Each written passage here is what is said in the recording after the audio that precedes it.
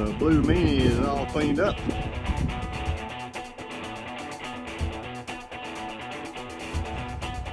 And sharp.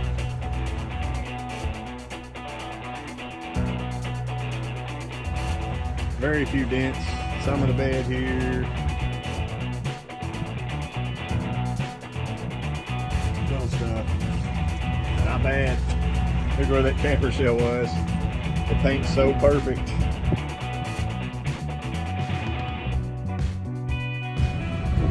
Couple dents here where they clamped the camper shell. Tailgate works nicely.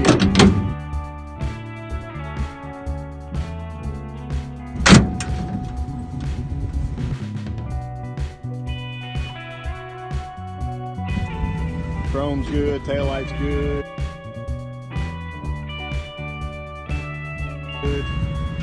This door's kind of dented up some.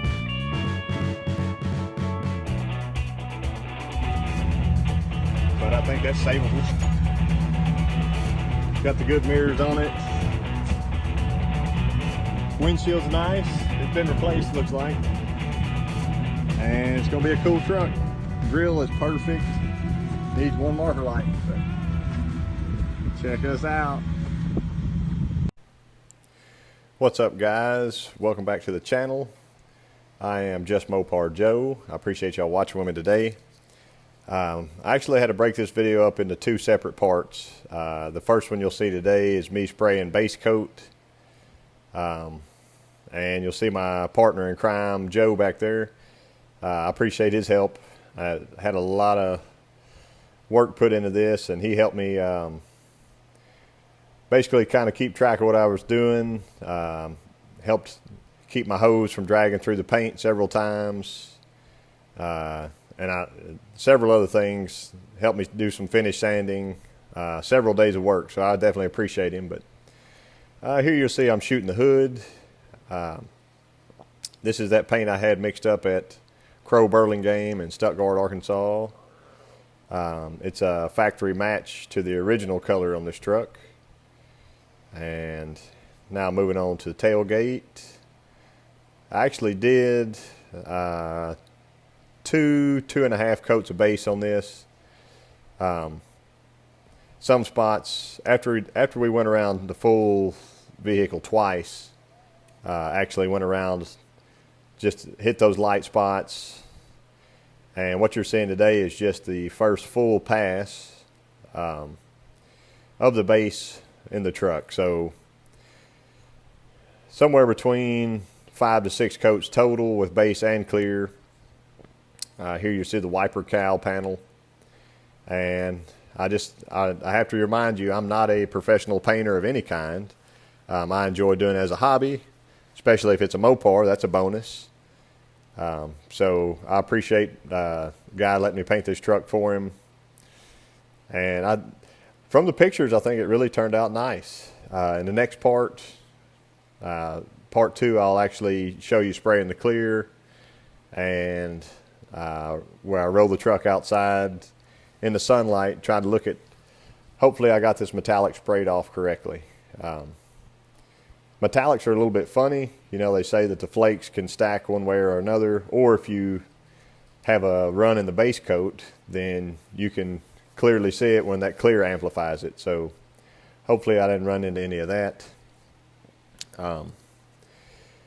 After we sprayed the hood, tailgate, and cowl, this is just a quick tack off here, doing the top, and just kind of went all around. You kind of see my setup in and out of that bed, 6 times. That was kind of a pain without dragging my leg or foot or anything over the roll pan.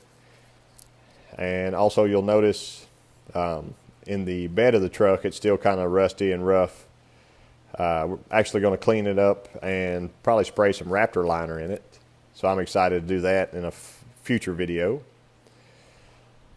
But yeah, you see kind of in the side corner there, I've got the toolbox and the big dusty bar covered with some painter's plastic. Everything's masked off. And it was about this point, after not even 15 minutes of spraying, there was a hole in my latex glove and I was dripping sweat out onto the truck. That's how fast that occurred. So I had Joe run and get me a paper towel so I could dab it off and try to get back to spraying here. Actually, at one point, I think this may be it, I wrapped that paper towel around my hand to try to stop up the hole so my hand sweat won't drip out onto the truck. It was about 90-degree day, and after we shut the shop doors and turned that big fan on, you can see it in the background. It really ventilated pretty well, but it was scorching hot in there. So about the best day we could get for painting. The 2 days previous to that, it was 10 degrees cooler, a lot less humidity, but in Arkansas, you never know what you're going to get. So the 2 days following this were actually 105-degree heat index. So I caught the last good day for a while for painting. So here you see me around the drip rail shooting it, and everybody sprays a little bit differently. My first coat of base, I typically like to go just a kind of a light to medium coat. I know I won't get 100% coverage, but if I got 85 to 90%, that's fine. You know, they say there's no strength in the base coat itself. All the strength will be in the clear. So dabbing off a little more water.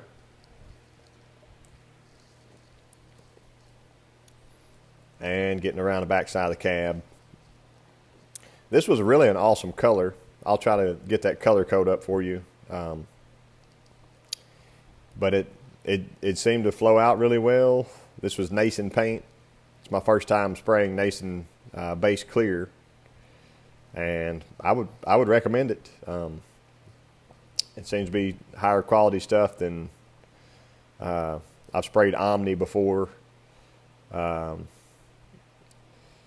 But yeah, and then several other like cheap internet paints that they seem to do fine. But this was really nice stuff. Here I am shooting the roll pan. We're pretty proud of it, getting that old square bumper off, and it tidies up the back of the truck pretty nicely, I think. And then I kind of just work my way around counterclockwise. I typically like to start low and then shoot my way up. And that way, if I was able to meet in the middle, such as the hood, when I sprayed that hood a minute ago, you know, I try to keep a wet edge. But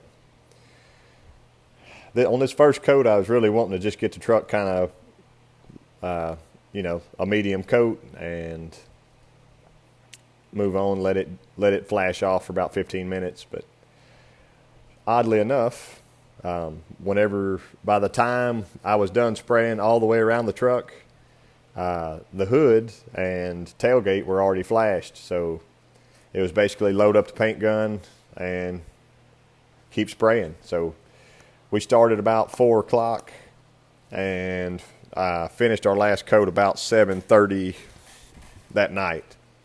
So yeah, about 3.5 hours worth of painting, nonstop moving,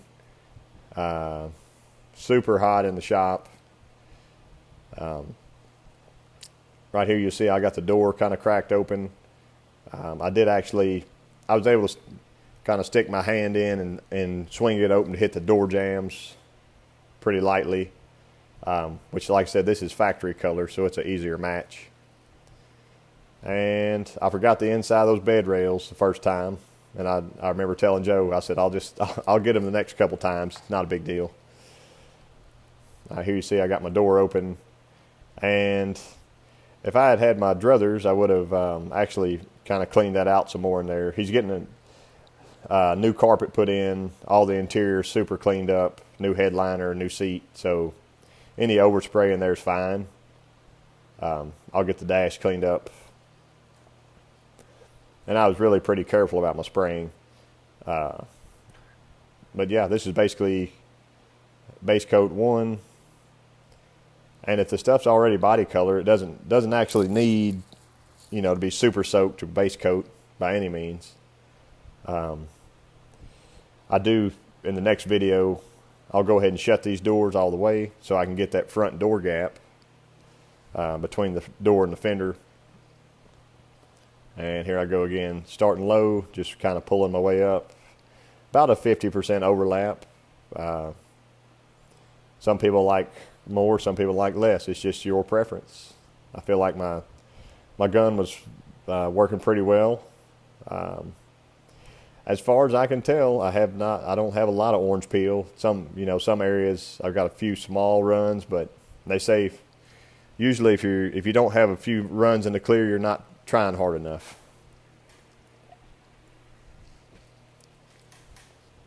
But you'll have to stick around for the next video to see the clear get shot. At the end of this video, I do have a quick walk around of the truck after it's sprayed with clear. So I hope y'all hang out till then. I'm trying not to make this too long on you. But yeah, just going up here, door pillars, hitting that very front drip rail and underneath the windshield. We weren't originally going to pull the windshield on this, but I kind of talked it over with him, said, there's some rust hiding in there. I can see it. And there wasn't a sign that the windshield was leaking. It's actually probably less than 3 or 4 years old. It's not original. But sure enough, when I got the windshield all the way out, you could see under that drip rail that there were holes, about the size of a pencil eraser that were rusted in. So I got those patched up pretty easily. And was able to re-seam seal everything up there, the top and bottom side of the drip rail and around the back of the cab where the cab's put together, the top's put on, and just keep moving on. I got the hood area masked off, able to kind of miss some paint around the hinges, that front panel there. So whenever and I did unbolt, the solenoids off the fender. I unbolted the AC, I believe it's an evaporator, off that passenger side, and pulled the rubber mat and everything off. So when everything's popped back together, grill's in, it should look really nice when you raise that hood. That's what I was going for anyway. That the front panel was actually good enough.